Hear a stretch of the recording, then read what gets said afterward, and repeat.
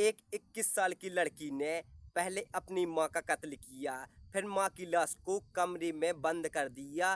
फिर लड़की रोज गांव के लड़कों को अपने कमरे में बुलाती है और मां की लाश के सामने ही लड़की अपने प्रेमी के साथ संबंध बनाती है। लेकिन इस घटना का खुलासा तब होता है जब मां की लाश सड़ने गलने लगती है, तो इसकी बदबू पूरे गांव में फैल जाती है। नमस्कार दोस्तों, स्वागत है आप सभी का हमारे एक और वीडियो में। दोस्तों, आज हम इस वीडियो में बात करने वाले हैं एक ऐसी हैरान कर देने वाली घटना के बारे में जिसे सुनकर आपके पसीने छूट जाएंगे। दोस्तों, ये सच्ची घटना है बिहार राज्य के मोतिहारी जिले के हरिसिद्धि थाना क्षेत्र के अंतर्गत एक गांव की, जहां एक 21 साल की लड़की अपनी 51 साल की मां मंजू देवी के संग रहती है।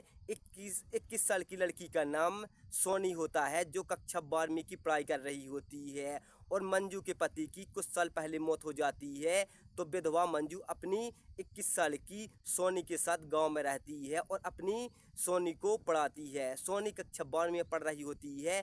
एक दिन सोनी स्कूल जाती है तो उसकी सहेली कविता स्कूल में मोबाइल ले जाती है। जैसे ही स्कूल का लंच टाइम होता है तो कविता अपनी फ्रेंड सोनी को बाथरूम के बहाने बाथरूम के अंदर ले जाती है, जहां पर दोनों अश्लील वीडियो देखते हैं। अश्लील वीडियो देखने के बाद सोनी के अंदर हवस जागने लगती है और सोनी के स्कूल की जैसे ही छुट्टी होती है तो सोनी तुरंत अपने घर आती है और अपनी माँ के पास जाती है और माँ मंजू देवी से कहती है कि आज टीचर ने बोला है कि मैं तुम्हें ऑनलाइन पढ़ाऊंगा, तुम अपना अपना एक मोबाइल ले लेना। तो मंजू देवी अपनी बेटी सोनी के लिए मोबाइल ले देती है और कहती है, बेटी अच्छे से पढ़ाई देना, तुम ही मेरा एकमात्र सहारा हो, मेरा बुढ़ापे में कौन ध्यान रखेगा। लेकिन सोनी उस मोबाइल का गलत इस्तेमाल करती है। पढ़ने के बजाय वह मोबाइल में अश्लील वीडियो देखती है। रात भर वह उस मोबाइल में अश्लील वीडियो देखती है तो सोनी को अश्लील वीडियो की लत लग जाती है, सेक्स की लत लग जाती है और उसके शरीर के अंदर हवस जागने लगती है और उसको पढ़ाई के बारे में कुछ और नहीं सोचता है, उसको सेक्स की लत लग जाती है और उसको हरदम हवस की ही भूख रहती है। सोनी को इतनी खतरनाक हवस लगती है कि सोनी गांव के ही एक लड़के से प्यार करने लगती है और उसको रात को अपने घर के बाहर बुलाती है और उसके साथ रंग रलियां करती है और संबंध बनाती है। लेकिन इसकी भनक सोनी की मां मंजू देवी को सोनी के बारे में कोई भी जानकारी नहीं मिलती है और सोनी धीरे धीरे गांव के सभी लोगों के साथ शारीरिक संबंध बनाने लगती है। लेकिन मां को सोनी के अश्लीलता के बारे में एक भी बात का भनक नहीं लगती है कि उसकी बेटी भी ऐसा कर सकती है। 4 जनवरी की सुबह मंजू देवी शहर चली जाती है कुछ जरूरी सामान लेने के लिए,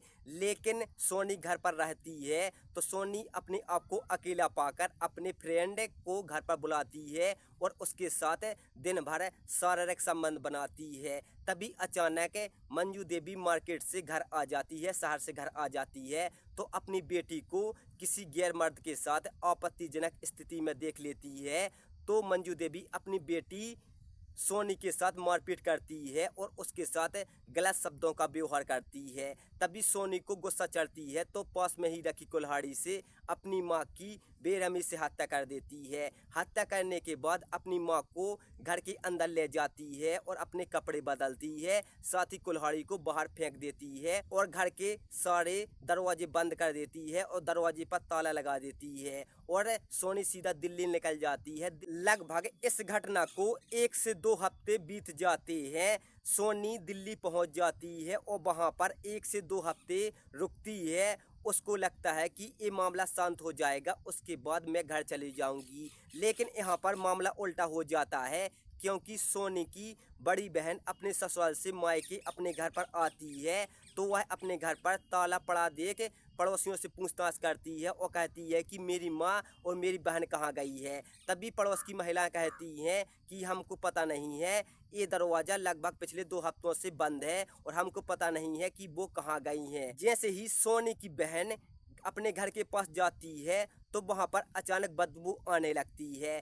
तो सोनी की बहन देखती है कि ये बदबू कहाँ से आ रही है। तो वह अंदर झांक कर देखती है तो उसको एक लाश सड़ी गली हुई मिलती है। तो यहाँ पर सोनी की बहन कविता घबरा जाती है और तुरंत पड़ोसियों को बताती है। तो पड़ोसी घर का ताला तोड़कर अंदर घुसते हैं, जहाँ पर देखते हैं कि सोनी की मां मंजू देवी की लाश पड़ी है जो सड़ गल चुकी है। जैसे ही गांव वालों को पता चलता है कि मंजू देवी की लाश उसी के घर में सड़ गल चुकी है तो सारे गांव के लोग इकट्ठा हो जाते हैं। जैसे ही गांव में भीड़ लगती है तभी अचानक वहां पर सोनी भी दिल्ली से लौट आती है। तो वह अपने घर के पास भीड़ देखकर वह घबरा जाती है और तुरंत वह अपने घर के अंदर जाती है, जहां पर उसकी मां की लाश सड़ गल चुकी थी। तभी यह मामला पुलिस में जाता है तो हरी सिद्धि थाना क्षेत्र की पुलिस तुरंत मौके पर आती है और मंजू देवी की लाश को ले जाकर पोस्टमार्टम करती है। तो पोस्टमार्टम की रिपोर्ट जो भी आती है